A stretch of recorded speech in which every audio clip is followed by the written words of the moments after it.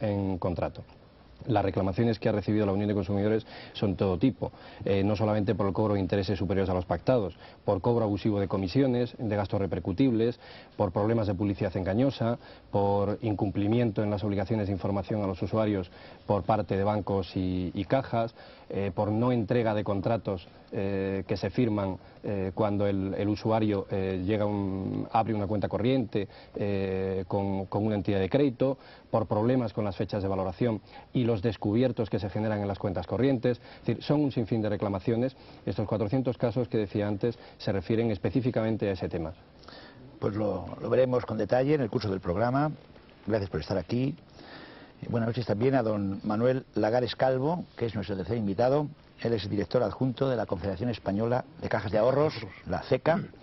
Es de Palma del Condado de Huelva, es doctor en Ciencias Económicas y catedrático de Hacienda Pública y Derecho Fiscal en la Facultad de Ciencias Económicas y Empresariales de la Universidad de Alcalá de Henares. Le agradecemos mucho que esté aquí porque estaba usted esta tarde examinando a inspectores de Hacienda. Sí, no creo que sea una cosa que le dé una gran satisfacción a la población saber que usted es de los que hace que haya más inspectores de Hacienda en el país, pero en fin, bueno, es una de mis tareas como profesor universitario. A su favor el que haya venido, se lo agradecemos mucho. El profesor Lagares dirige la revista Coyuntura Económica y Temas Económicos y en la actualidad, como digo, ocupa el cargo de director adjunto de la Confederación Española de Cajas de Ahorros. Y antes de nada, para centrar un poco el debate, profesor Lagares, ¿cuál es la diferencia para el gran público que existe entre bancos y cajas? ¿Son la misma cosa? Bueno, cajas y bancos pueden hacer hoy las mismas cosas. Es decir, las cajas de ahorro desde 1977 pueden hacer el mismo tipo de operaciones que hace la banca privada en España, pero no son exactamente las mismas cosas. No son las mismas instituciones, no son las mismas entidades. En primer término, yo distinguiría. Las cajas de ahorros en España y en toda Europa están volcadas básicamente hacia un tipo de cliente muy concreto. La familia, los consumidores, los negocios, incluso que están ligados a la economía de los clientes pequeños, a los negocios ligados a la familia, básicamente. Por otra parte, no están gobernadas del mismo modo.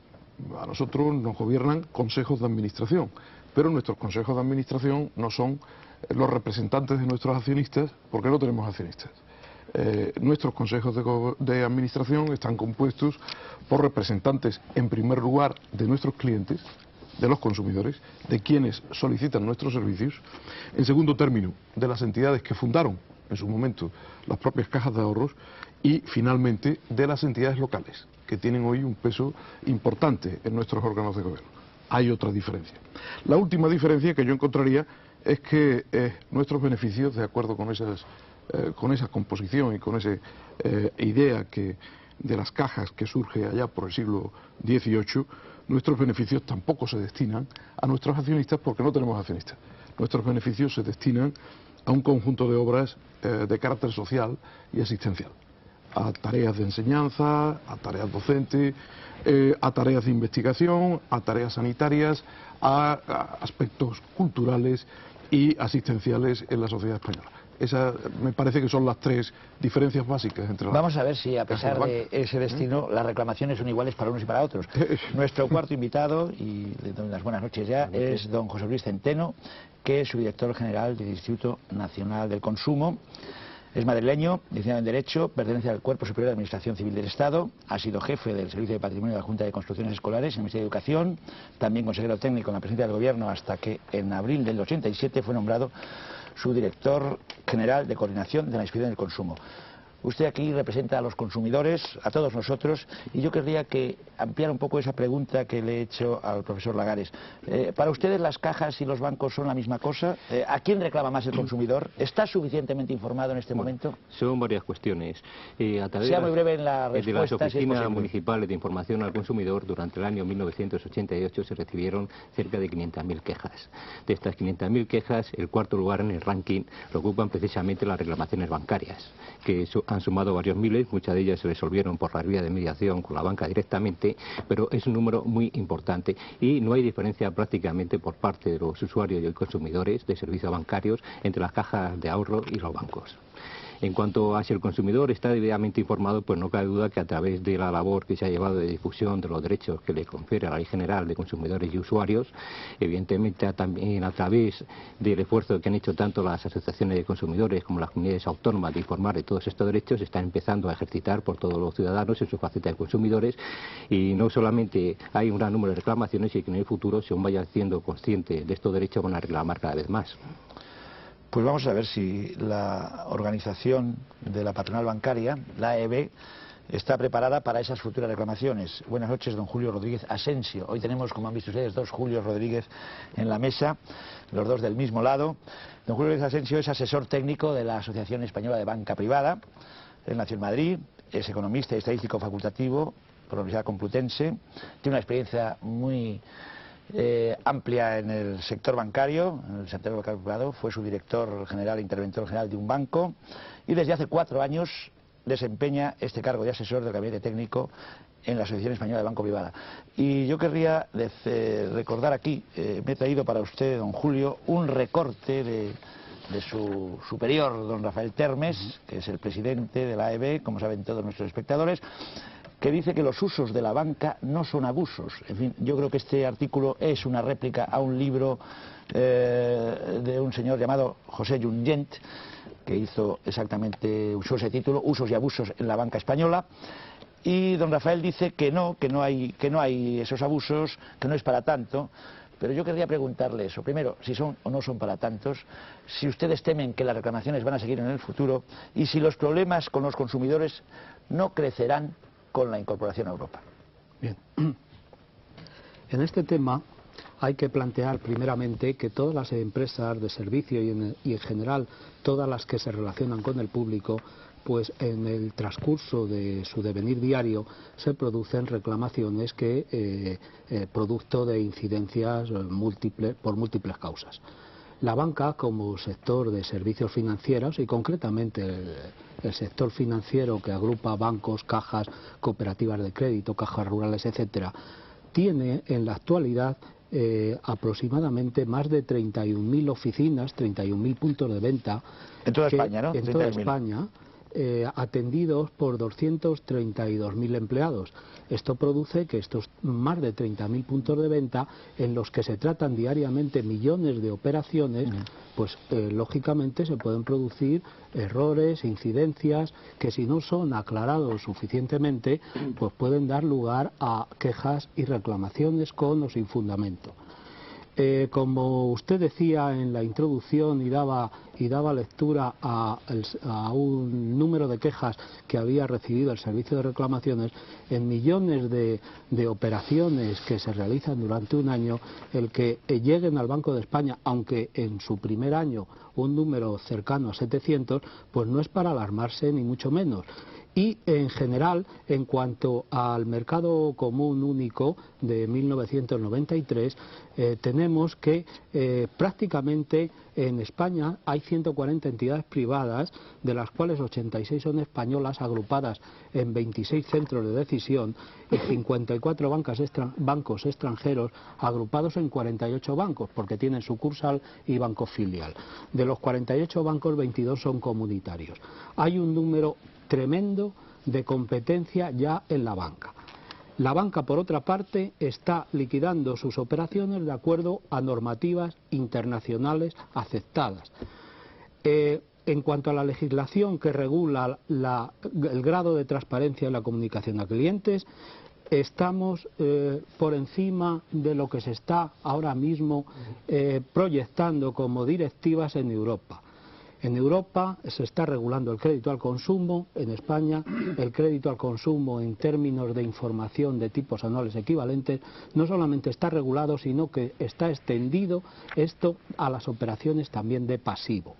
Y no solamente esto, sino que el 1 de marzo del 89 entrará en vigor una nueva normativa que los tipos equivalentes se incorporarán a los contratos en vez de a las liquidaciones. Si estamos liquidando cómo se liquida internacionalmente, si nuestra legislación está más avanzada, si en Europa están discutiendo todavía cómo se calcula el tipo anual equivalente, lógicamente nuestra incorporación a Europa no nos tiene que producir ningún temor, sino que seguiremos en el nivel de reclamaciones de tipo puntual o de tipo interpretativo que están teniendo ahora mismo lugar. Pues vamos a verlo en el curso del debate, Muy bien. a ver si eso es tan risueño como usted lo plantea. Veremos qué dicen nuestros demás contertulios. Y el último invitado, buenas noches, es mi querido colega Jesús Ribasés, que es periodista, es de la revista Tiempo, es zaragozano, licenciado en periodismo por la Universidad de Navarra, empezó trabajando en el Diario de Aragón, siguió en la agencia Europa Press, fundó la revista Tiempo y en esta revista ha ocupado la jefatura de la sección de Economía, redactor jefe de esa misma sección, el suplemento Tiempo de Economía, y desde agosto de este año lleva la sección nacional y la sección de Economía, lo cual quiere decir que la economía está muy vinculada a la vida española. Además, don Jesús Ribasés ha escrito un libro que se titula Los banqueros del PSOE. Yo no sé si esto lo hace usted para molestar a los banqueros o para molestar al PSOE. Un poco a todos. Un poco a todos. Y sabe mucho, por supuesto, de temas de banca, y es ese experto que aquí buscamos siempre que podemos para que nos ayude a hacer este programa más atractivo a todos ustedes. Antes de nada y de meternos a discutir esto, señor Ribasés, no hay cierto morbo, y esa es la impresión que tiene alguna gente, en las informaciones que sobre banca salen en los periódicos. Hombre, yo creo que morbo propiamente dicho no. Lo que hay es un interés por conocer detalles concretos de operaciones concretas. Y en este sentido, con el permiso del moderador, yo querría empezar ya a discrepar concretamente con el señor Julio Rodríguez, que antes hablaba de que había informaciones muy personalistas. Yo creo que las informaciones evidentemente a veces son personalistas, pero porque las personas son las que hacen las cosas y son las que interesan. Dicho de otra manera, es esa vieja frase de que los hombres pasan y las instituciones permanecen. Pero con un ejemplo que probablemente todos los telespectadores entenderán muy bien, Televisión Española permanece siempre, pero cuando estaba el señor Calviño era una televisión española, cuando estaba la señora Miró era una televisión española, y ahora con el señor Solana probablemente sea una televisión española distinta, y eso lo entiende todo el mundo. De la misma manera, en los bancos, cuando hay un banquero, que se llame como queramos, y cuando hay otro banquero, pues el banco, el edificio, el nombre, y ahora ni tan siquiera el nombre, pues pueden permanecer, pero los estilos, las formas de hacer y las formas de comportarse la institución son distintas. Entonces no creo que sea tanto morbo como interés por conocer la realidad de quién está haciendo cada una de esas cosas. Pues aquí están ya los 6 invitados. Muchas gracias a los 6 por estar aquí, y este es nuestro tema. Ustedes saben que esto es un debate. Un debate quiere decir que es un programa de opiniones, de confrontación, y que naturalmente no es obligatorio estar en desacuerdo, pero tampoco en absoluto estar de acuerdo. Puesto que usted ha sido el primer aludido, tiene usted ya la palabra y empezamos a hablar en una primera parte del programa de ese amplio capítulo de quejas y usos que algunos consumidores españoles plantean, pese a la bondad de nuestro sistema, según su tocayo don Julio Rodríguez, a la banca española. Si usted, que es presidente de un banco oficial, que también tendrá algún problema, podrá decir algo sobre esto, ¿no? Bien, nosotros también somos objeto de las reclamaciones concretamente de la organización de consumo que hay aquí hoy representada, y concretamente observamos, incluso en la propia exposición anterior, se ha dado bastante peso a las reclamaciones relativas al cobro de tipos de interés superiores a los tipos de interés pactados. Bueno, yo creo que este es un tema que se ha magnificado en España, porque al fin y al cabo ese tipo que al final se dice que resulta superior al efectivamente pactado es una especie de tipo estimado, un tipo estimado con el cual uno no se encuentra. O sea, como por ejemplo cuando uno va a coger de un árbol una manzana, uno coge manzanas y uno dice, he cogido una especie de manzana etérea que no existe. Entonces el tipo de interés que se aplica normalmente a los préstamos es el tipo de interés nominal, pero sucede que si ese mismo tipo de interés nominal, por ejemplo, se aplica por meses en lugar de por semestres, entonces el tipo efectivo sale más elevado, porque entonces se supone que la entidad financiera que ha ido cobrando ese dinero mes a mes, pues tiene unas posibilidades de reinversión que da lugar a que su rendimiento resulte superior al rendimiento que obtendría si, por ejemplo, lo cobra semestre a semestre. O sea, para ser más gráficos, un crédito se puede cobrar, por ejemplo, cada semestre, o las mismas cantidades divididas por meses se puede cobrar mes a mes. Entonces, al final, el banco percibe la misma cantidad, lo cobre de una forma o lo cobre de otra. Pero resulta que, efectivamente, al calcular la rentabilidad que obtiene el banco como consecuencia de esas dos formas de cobrar el préstamo, cuando lo cobra por meses su rentabilidad es superior, porque se supone que en esos meses durante los cuales el banco ha ido disponiendo de esas cantidades de dinero que ya son más pequeñas, ha podido reinvertirlas, con lo cual su rentabilidad efectiva es superior. Sin embargo, el banco no ha cobrado absolutamente nada de más, pero sí efectivamente resulta una rentabilidad superior.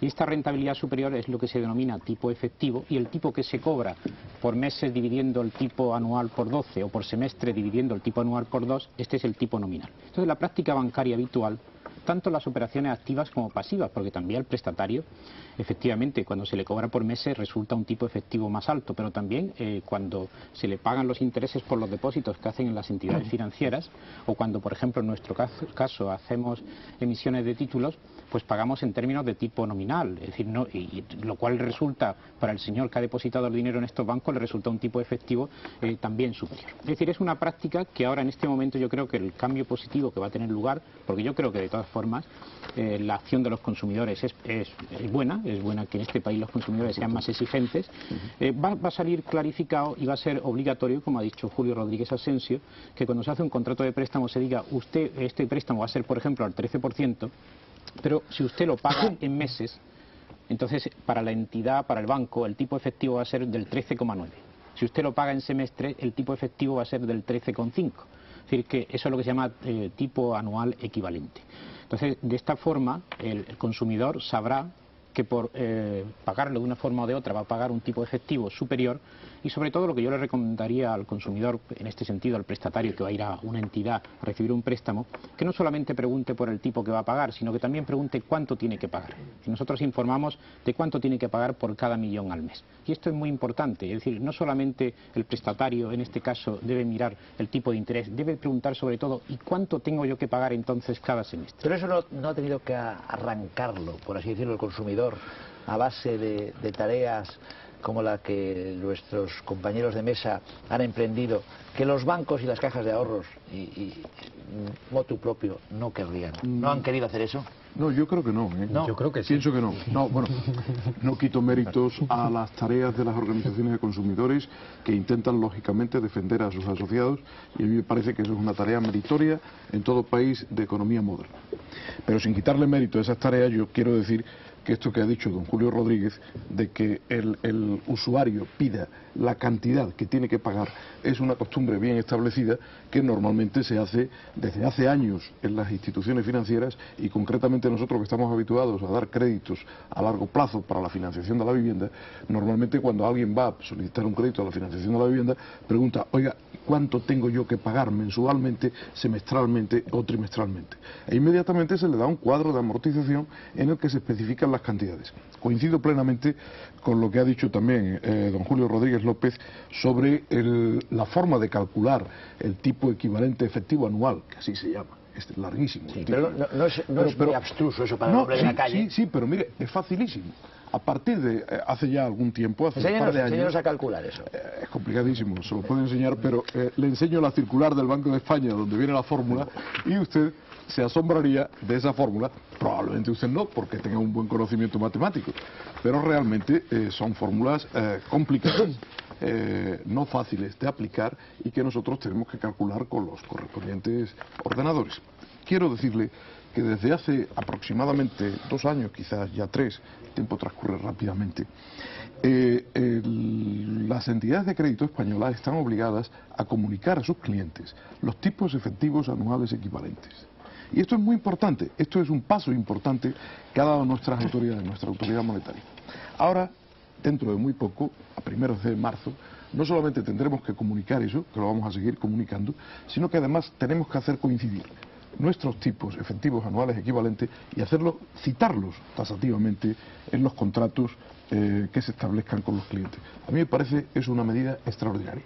Pero eso es porque les han obligado a ustedes. Pero eso es porque les han obligado según esta circular del Banco de España.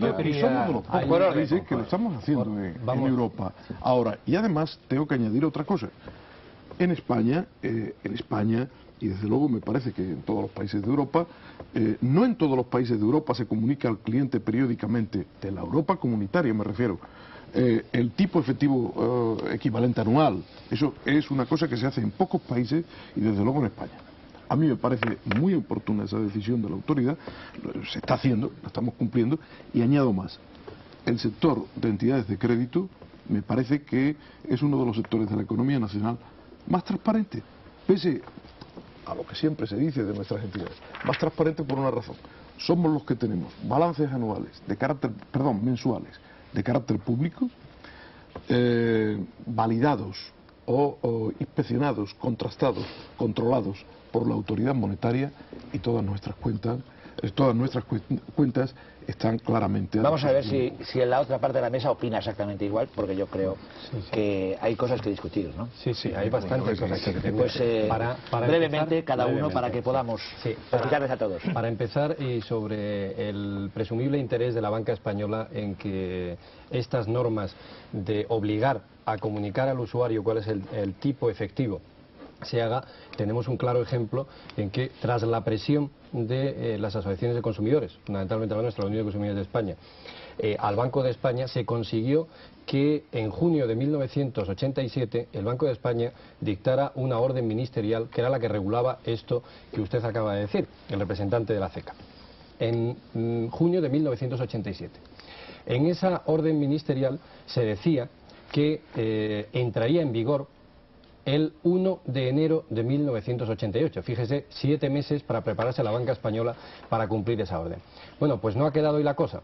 En diciembre de 1988, y me imagino que a través de las presiones de la banca española, se consigue que el Ministerio de Hacienda saque una nueva orden ministerial, casualmente el día 29 de diciembre, que nos pilla a todos de vacaciones, y esa orden ministerial se retrasa 3 meses más y no entra en vigor hasta el 1 de marzo.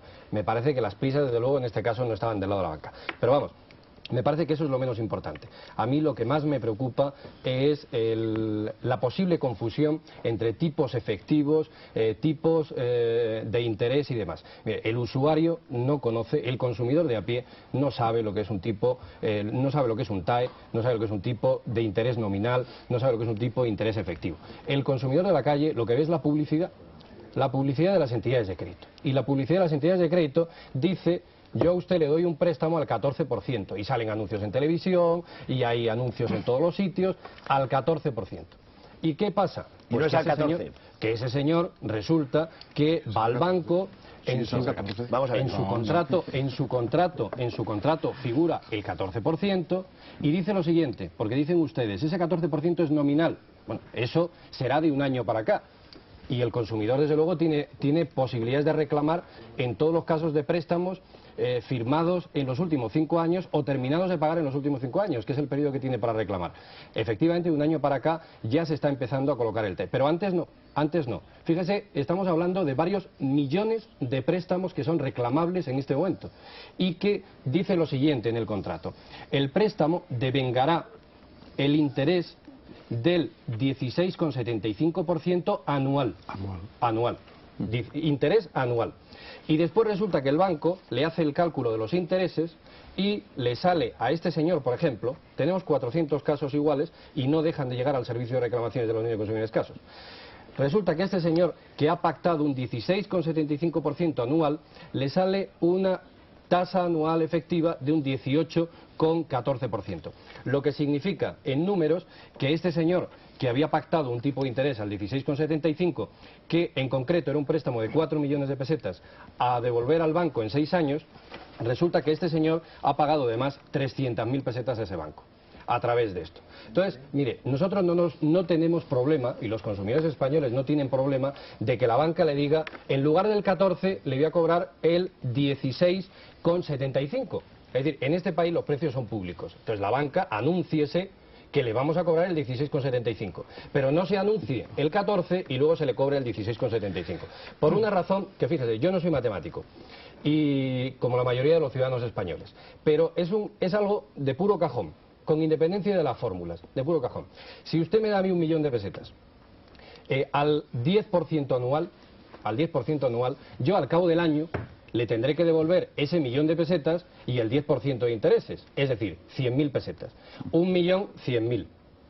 No tiene sentido que si yo, en lugar de pagárselo al año, se lo empiezo a pagar mes a mes, le tenga que seguir pagando esos intereses. O al final resulte que me salga una tasa anual efectiva superior al 10%.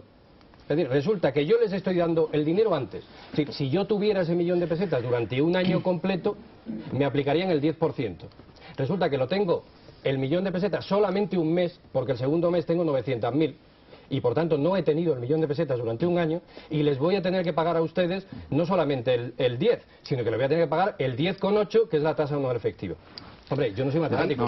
Tenemos que hacer una pequeña pausa, pero me gustaría que dejásemos este tema resuelto antes de entrar en la publicidad. Rápidamente. Yo quiero decir algo. Es que yo creo que aquí hay una posible confusión en lo que, dentro de lo que se está diciendo. No es que esté pagando esa persona que al pagarlo mes a mes esté pagando más del 10%. Es que la entidad que está recibiendo ese interés tiene una rentabilidad superior porque al cobrarlo, por ejemplo, mes a mes, puede a su vez reinvertirlo. Por lo tanto, no se le está cobrando de más al prestatario. Es que la entidad que está cobrando el 10% puede obtener potencialmente una rentabilidad superior. El tipo efectivo es una ficción, es algo que uno...